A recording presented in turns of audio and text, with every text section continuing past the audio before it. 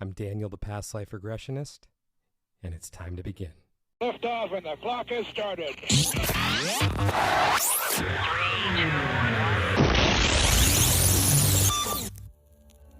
This is Timeless Spirituality.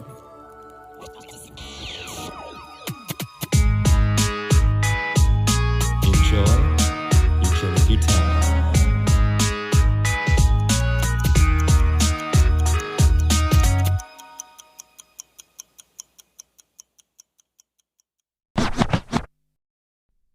Hey there, everyone. Welcome back to Timeless Spirituality. For today's episode, when it was originally recorded back in the summer of 2021, I had seen it more as an episode about self-expression. So for the last few months, the tentative title I had for it was The Gift of Self-Expression. But upon listening to it again before releasing it, I came to see it as something entirely different. There was a line spoken by my guest, Miranda Mitchell, where she said that she went on this journey of healing for her children because she didn't want to pass her trauma along to her children. And by proxy, she wanted to heal her children. And that line really stuck with me. I mean, of course, it stuck with me when she brought it up during the recording. But as I listened to it again in the last few days, that line just kept looping in my head. So I've retitled this episode, Healing for Your Children. And I really just have tremendous respect for Miranda and all the mothers out there who want to go out there and heal their wounds for their children's sake. And as a son myself, I just want to say thank you to all of those mothers out there who are doing that healing work. So I hope you guys enjoy this episode. Miranda, thank you so much for being here. Thank you for having me. I'm so excited to be here. Yay. Before we dive in, you want to tell everyone a little bit about yourself? I'm Miranda Mitchell. I'm an energetic alignment coach that focuses primarily on energy and energetics so that I can release and live and be fully free in my life. And I help others do the same thing and help leaders step into creating more impact. And the reason that I chose to have a past life regression is because, first of all, it's always intrigued me.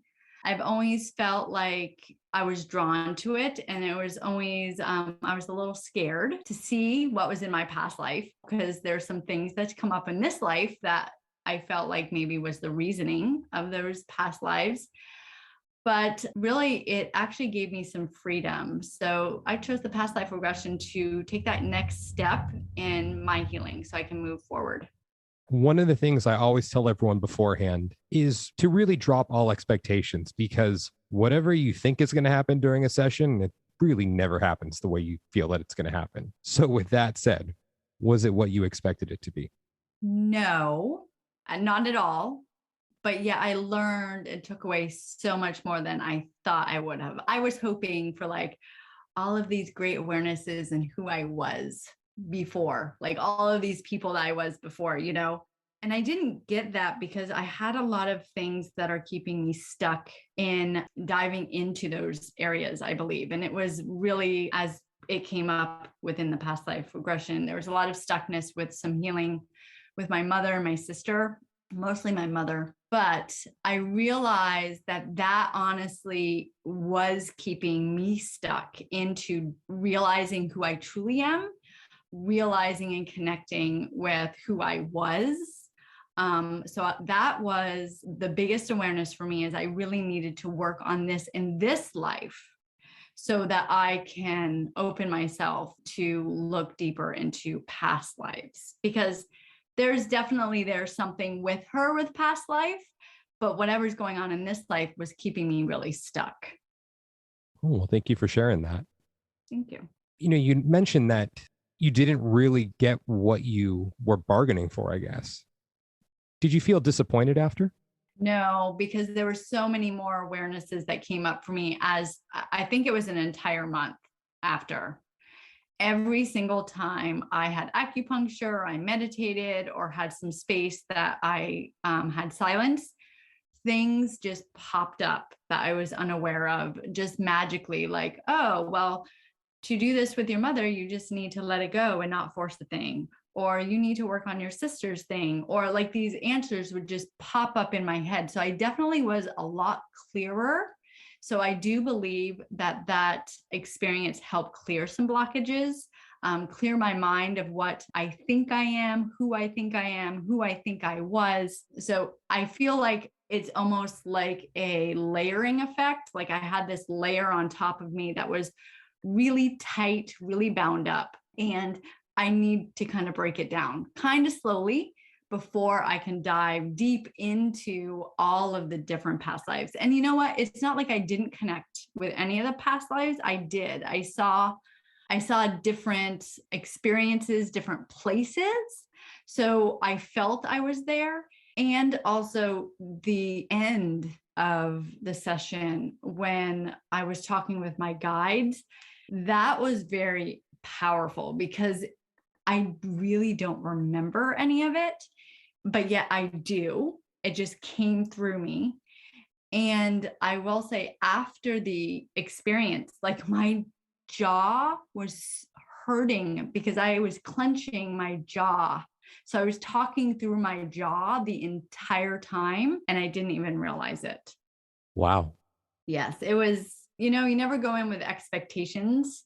I've learned that. I don't know why I chose to go in with an expectation, but you always walk away with more than you ever thought that you would, and something totally different than you thought that you wanted to know. Right. What came up for me while you were speaking was the expression about beauty and simplicity. Mm. That I almost visualized you taking one step backward in order to go 10 steps forward, as opposed to where if you had these wowie moments in the session, maybe it'd be one step forward, but would it get you to where you want to go in a shorter amount of time? Or did you get there quicker by taking that one step back? And still, I don't view it as taking a step back. Do you know what I mean by that? Am I making sense right now? Well, I do believe in growth or awareness that the process is always one step back and then two steps forward.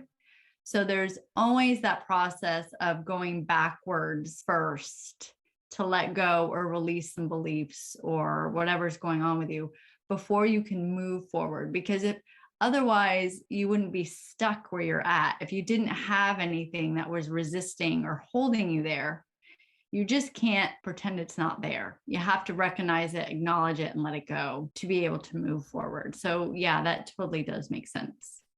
And one of the things I admired about you when you showed up was you were ready to go. And when I say that, I mean you were ready to face whatever was going to come your way. And I just have such respect for that because I think it's so important when you dive into this kind of work. I think it was amazing. Thank you for that. I will say there's two reasons for that. The first is you, first of all, being comfortable. I mean, our conversation before we did, I know you remember, I was like a blubbering mess for an hour. And I had no idea where that came from or how that it wasn't a choice. It just happened. So I feel like your energy and who you are definitely opened me up to know that I was safe and that I could do this.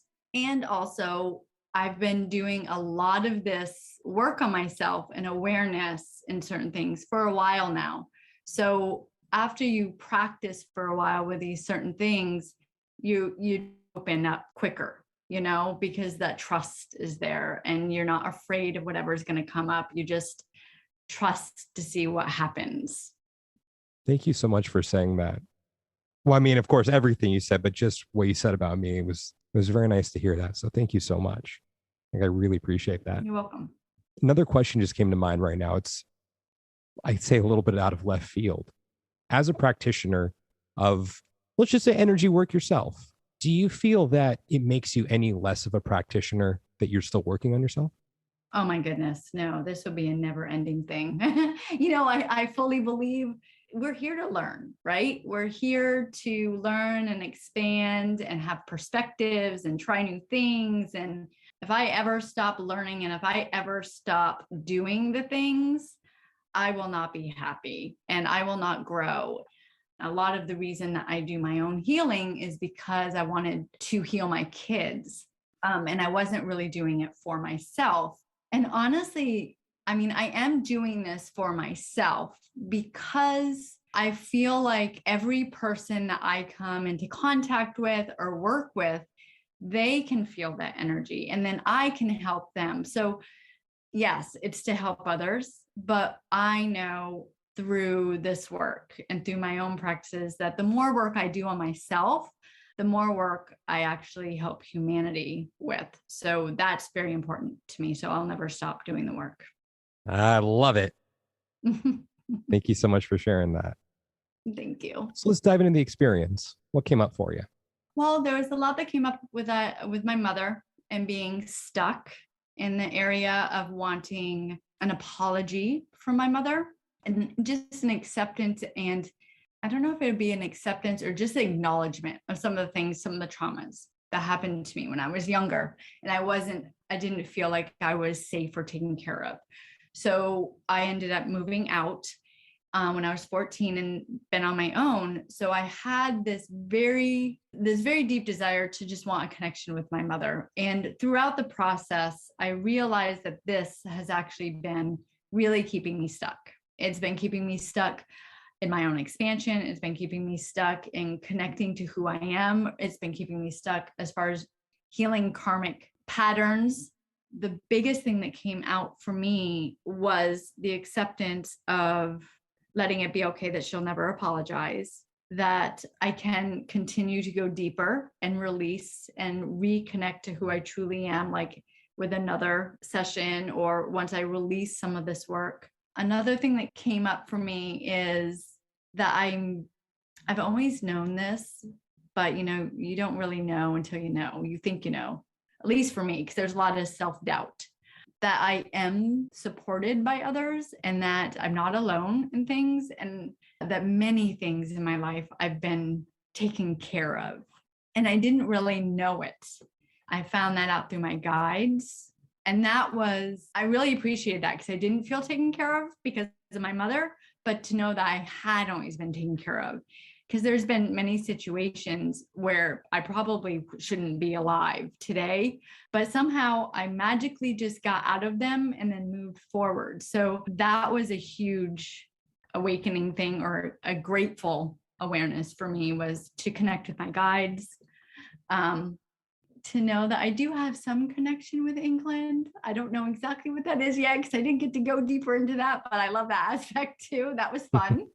And I just loved the experience and what showed up when we went to each one of the doors, because I felt like I intuitively knew where I needed to go deeper and where I was like, nope, this isn't it. So I really just enjoyed the entire experience. I mean, look, the session, of course, is all about you, but it was one of those sessions where I walked away saying that was a moving one. That was one where I felt like you moved mountains. And again, I just need to commend you for being so strong going into the process and just ready to move those mountains and tackle everything.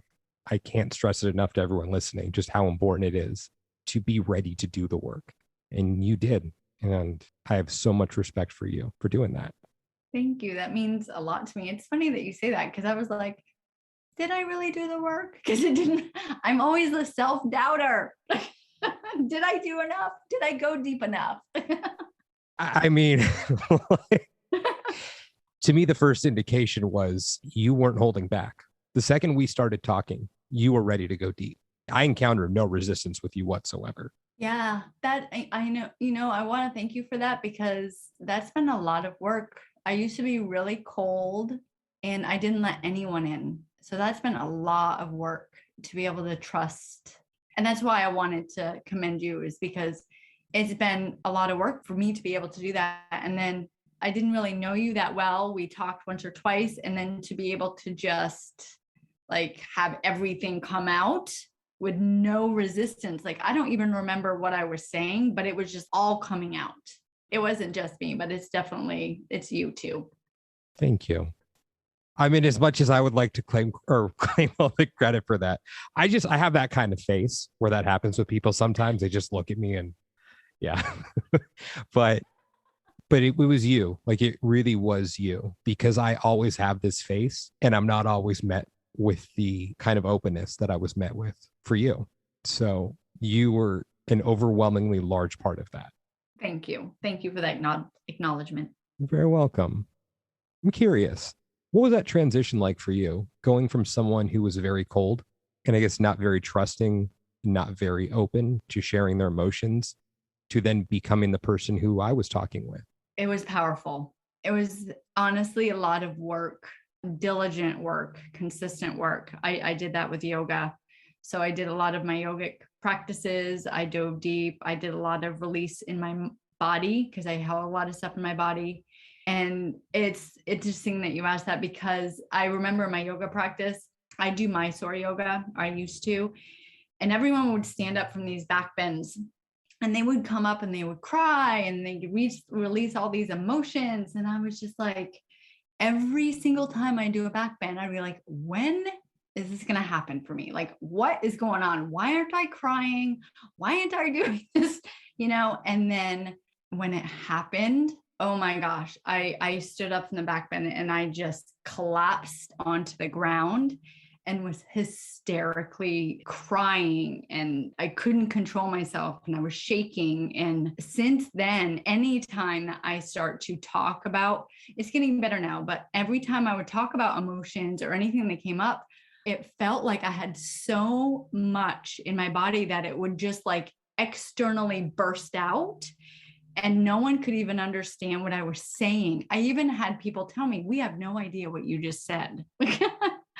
Because it was just so much pain and I just didn't use my voice.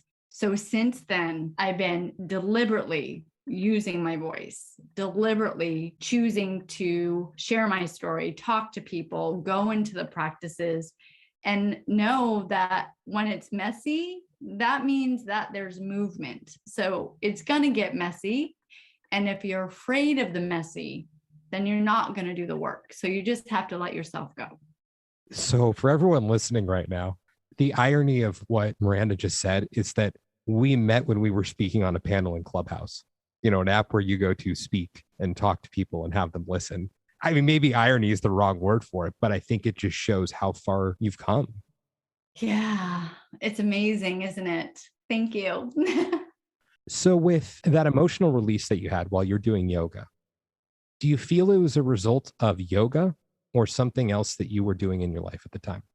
What yoga gave me was, first, it gave me the time to work on myself. Before then, I had never really slowed down enough to work on myself. I was a single mom with 2 boys. I was doing all the things. I didn't really take care of myself mentally, physically. I was a personal trainer, so I did training. But yoga actually gave me that time to look within myself and connect with what I was truly feeling. So I was truly not happy. I was truly hiding myself. I was truly not expressing who I was. I wasn't letting anyone love me, and I was not loving anyone else. I was just so constricted and cold that the yoga just gave me the opportunity to look within and see it, because I wasn't slowing down enough. And then when I started really loving that feeling, because then I was like, oh, I love this feeling of time and space and clarity. Then the yoga actually did help me release some of the physical emotions that I had kept in my body from traumas when I was younger, or beliefs that are held in your muscles or held in your spine. So then I released some of those emotions and beliefs because of the physical practice with the connection with the mind. That's the point. It wasn't just working out and lifting weights. It was breathing, connecting the breath to the body, and then clearing the mind, letting the things show up, and then releasing them, and then releasing them from your body as well. I'm having a difficult time fathoming what Miranda would look like as someone not expressing themselves. Sorry for speaking about you in the third person right now. I can't picture that. I can understand it, but I can't picture it because you're rocking it. Well, in my human design chart, the energy I'm here to give is my wisdom. So now that I know that, I'm not afraid to speak what I've learned or what I've experienced. So that's given me also the permission to be who I am and own it.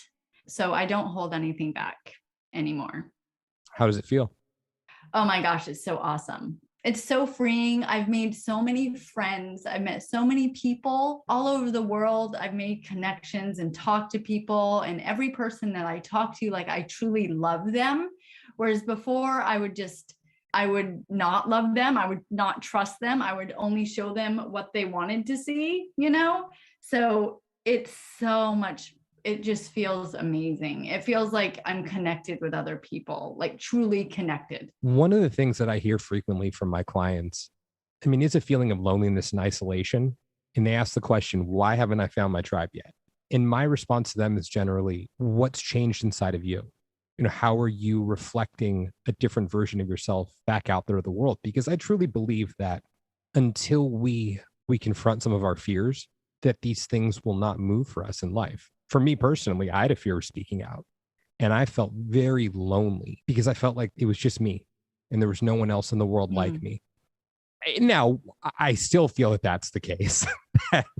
I'm one of a kind, and I take pride in that. But I had to face my fears first and speak about these things that frighten me, but things that make me feel alive when I talk about them. And I think it's so important for us to confront our fears. And I feel like that's where growth takes place. I kind of liken it to your session in that sense of it's the small things. It's the simple things where you think that going out there and just talking about human design, or me talking about past life regression, or talking about our feelings, like how is that going to help us become these spiritually intellectual beings? Well, Well, my answer to that is we are all spiritually intellectual beings, and we've just forgotten. I agree with that. And I definitely want to take that statement back because I think it sounded very pompous also. I guess it was my way of saying that we move mountains with our simple actions, and they may seem so simple, but they're huge. Yeah. And another thing that when you talk about that, it's like we often think that we have to do so much externally to feel fulfilled and happy. But really, and I mean, everyone's heard this and probably roll their eyes, but it really is like looking internally and seeing where am I holding myself back because of fear of failing, or where am I holding myself back because I feel like I'm inadequate and I'm not enough, or where, all of the fears that are holding you back, like you said. And then once you start realizing that those fears are not true, they're just keeping you stuck in that box, and start working on those fears to release them and actually stepping into fear. Like one of my favorite things to tell people or talk to people about is like, feel the fear and do it anyway. Like just do it, because as soon as you do it, it's over. And then you continue to continue to do it over and over until it's no longer fearful. It no longer frightens you. And then that's where you get to step into a new fear and continue to do that, because it is the fears that keep us stuck. So if you start looking at your fears as a challenge or as something that as soon as you do, you'll be able to move or grow in a new direction, then it almost becomes fun. Because I notice when I have something that's comes up for me where I'm afraid, I'm like, oh, ooh, room for growth. Right.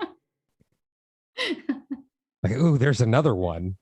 For me personally, I mean, of course, I believe in past lives, obviously.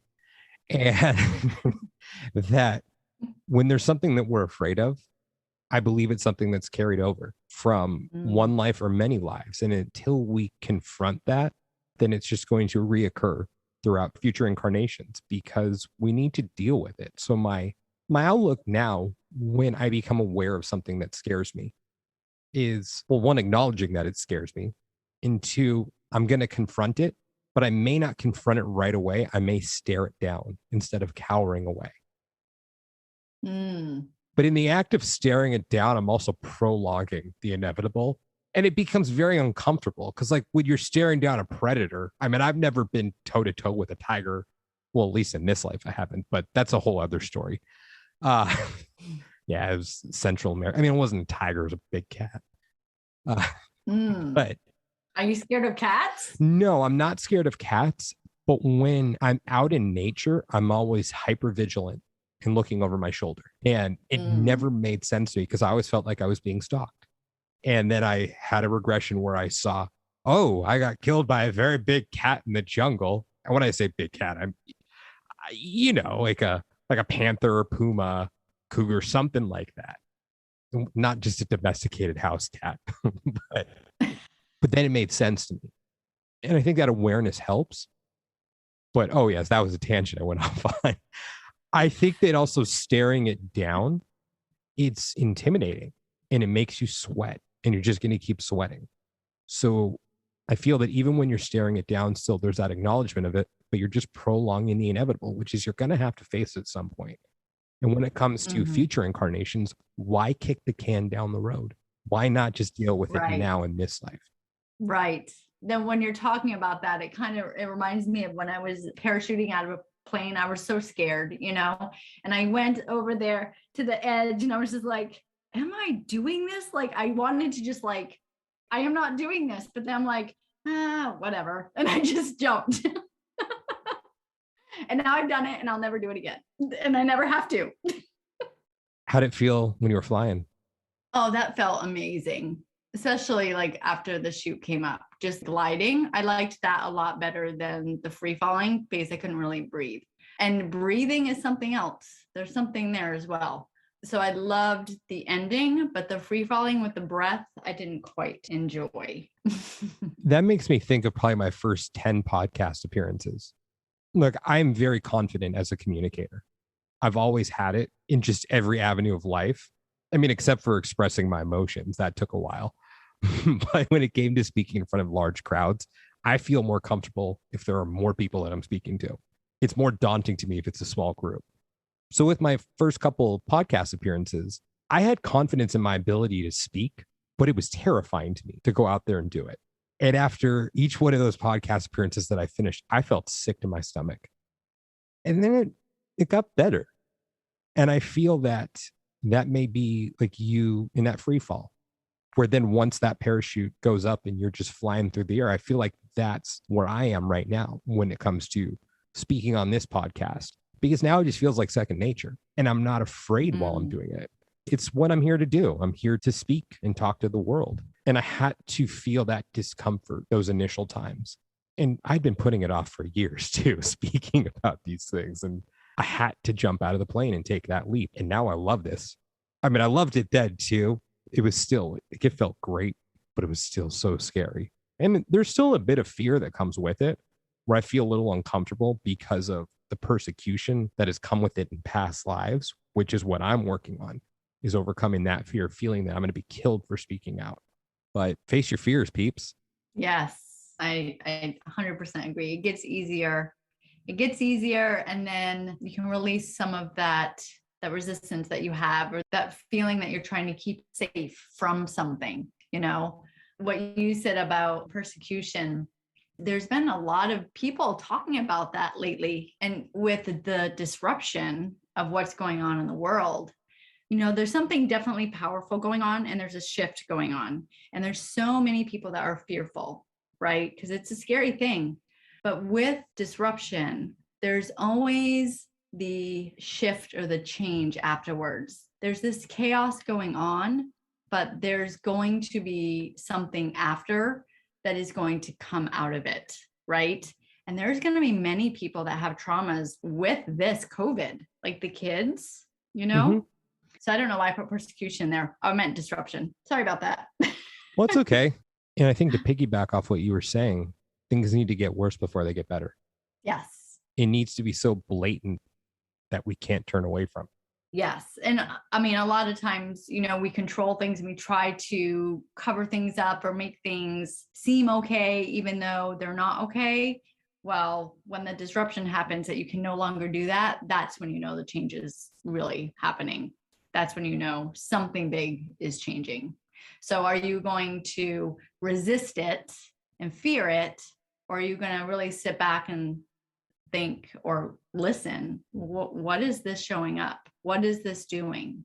Am I going to resist this, or am I going to learn from this? Yes. And I think it's an error of caution. Be smart, peeps. I think it's the second time I've said peeps today. I don't know why. Be smart. Don't be stupid. Be smart. Think before you act. Yes. And when I'm talking about confronting the fear and going for it, I think first. Like, I think before I charge that big cat, because I'd be a fool to just charge at the big cat without thinking about it first and having some plan and just thinking about it. But think people, think, be smart. Yes. Yeah. just saying. I don't mean go jump in front of a truck or anything like that. No. If you have a natural inclination to fear an oncoming truck, that's probably good. Yes. Use that fear and jump out of the way. Anyways, let's talk a little bit more about you. You want to tell everyone about some of your offerings? Sure. So I work with leaders in their field, really connect energetically to who they truly are, so that they can create more impact within their teams or within their communities. And I do that with the beautiful human design.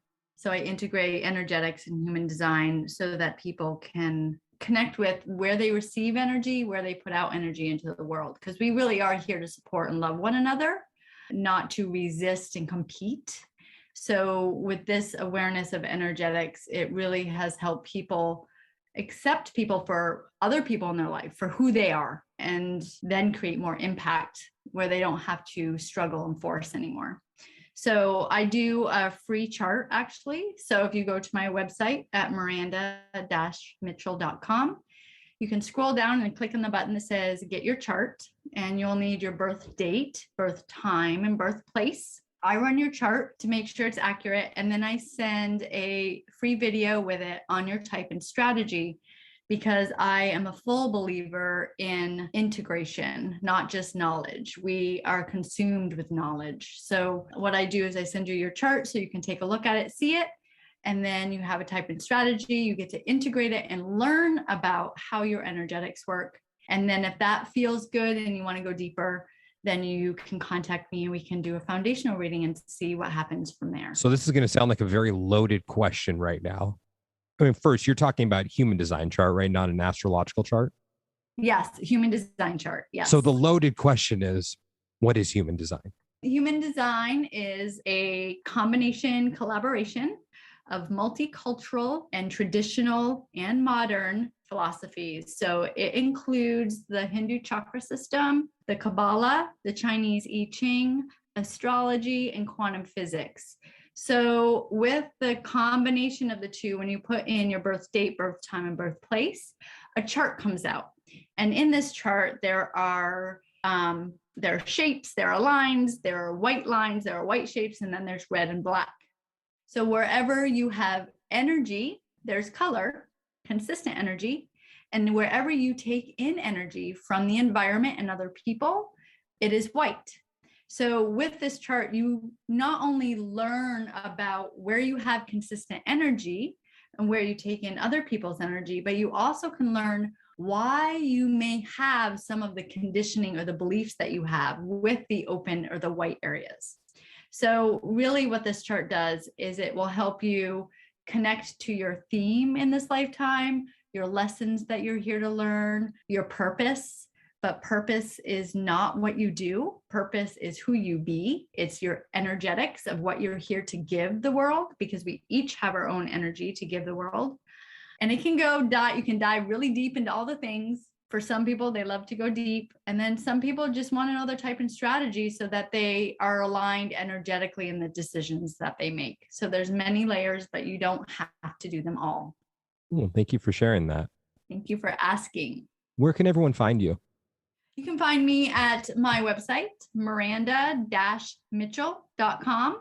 I'll just send you there. I am on Instagram at Miranda J. Mitchell. So you can find me on there as well. Awesome. Well, thank you so much for being here today and for sharing your story. Well, being open and vulnerable. So it's just, you did amazing. Thank you so much. Well, thank you for having me, and thank you for having me on here, and thank you for everything that you do. I appreciate that. It was my pleasure, and I'd love to have you back on again. Thank you.